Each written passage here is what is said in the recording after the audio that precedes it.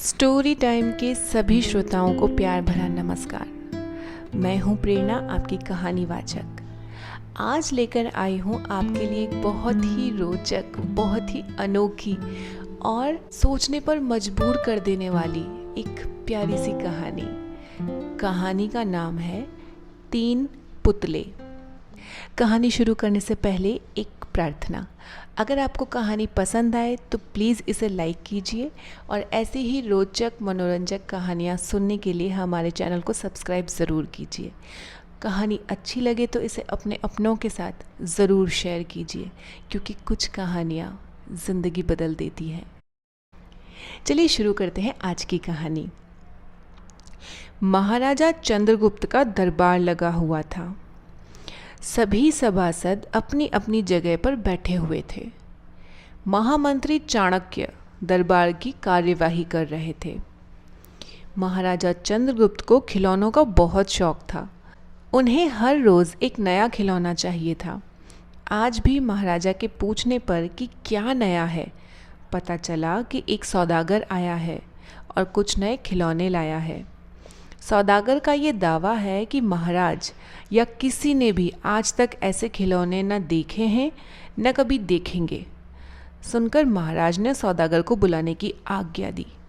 सौदागर आया और प्रणाम करने के बाद अपनी पिटारी में से 3 पुतले निकालकर महाराज के सामने रख दिए और कहा, अन्नदाता, ये तीनों पुतले अपने आप में बहुत विशेष हैं।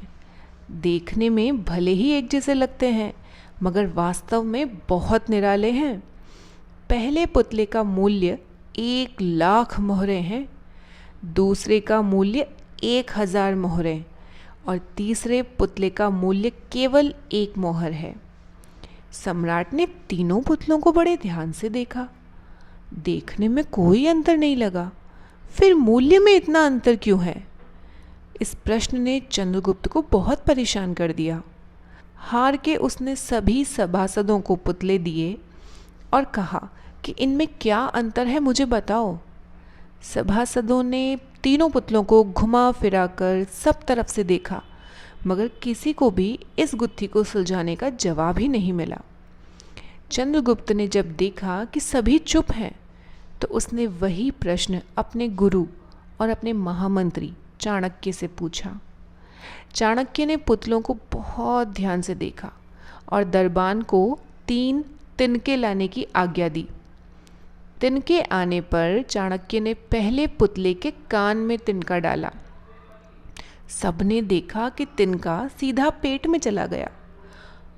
थोड़ी देर बाद पुतले के होंठ हिले और फिर बंद हो गए। अब चाणक्य ने अगला तिनका दूसरे पुतले के कान में डाला। इस बार सबने देखा कि तिनका दूसरे कान से बाहर आ गया और पुतला ज्यों का त्यों रहा।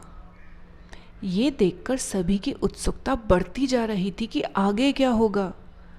जब चाणक्य ने तिनका तीसरे पुतले के कान में डाला तो सबने देखा कि तिनका पुतले के मुंह से बाहर आ गया है और पुतले का मुंह एकदम खुल गया।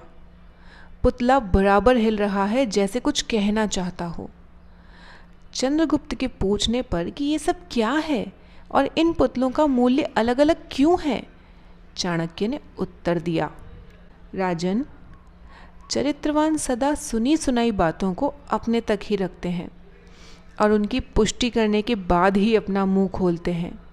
यही उनकी महानता है। पहले पुतले से हमें यही ज्ञान मिलता है और यही कारण है कि इस पुतले का मूल्य 1,00,000 मोहरें हैं। कुछ लोग सदा अपने में ही मगन रहते हैं, हर बात को अनसुना कर देते हैं। उन्हें अपनी वाह की कोई इच्छा नहीं होती। ऐसे लोग कभी किसी को हानि नहीं पहुंचाते। दूसरे पुतले में हमें यही ज्ञान मिलता है और यही कारण है कि इस पुतले का मूल्य 1,000 मोहरें हैं। कुछ लोग कान के कच्चे और पेट के हल्के होते हैं। कोई भी बात सुनी नहीं कि सारी दुनिया में शोर मचा देते हैं। इन्हें झूठ सच का कोई ज्ञान नहीं होता, बस मुंह खोलने से मतलब है।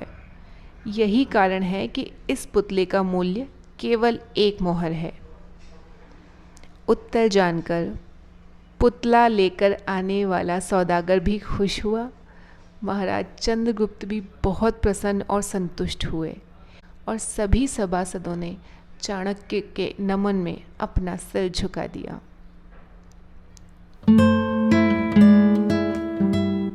तो ये थी आज की हमारी कहानी 3 पुतलों की। ये कहानी आपको कैसी लगी? इस कहानी से आपको क्या शिक्षा मिली? क्या ऐसी बात है जो आपके दिल को छू गई? हमें कमेंट बॉक्स में लिखकर ज़रूर बताना। अगर आपको ये कहानी पसंद आई है तो प्लीज़ इसे लाइक कीजिए और चैनल को सब्सक्राइब कीजिए। अगली बार फिर से एक अनूठी, अनोखी, दिल को गुदगुदा देने वाली ऐसी ही किसी कहानी के साथ आपके साथ फिर से मुलाकात होगी। तब तक के लिए अपना ख्याल रखिए। नमस्कार।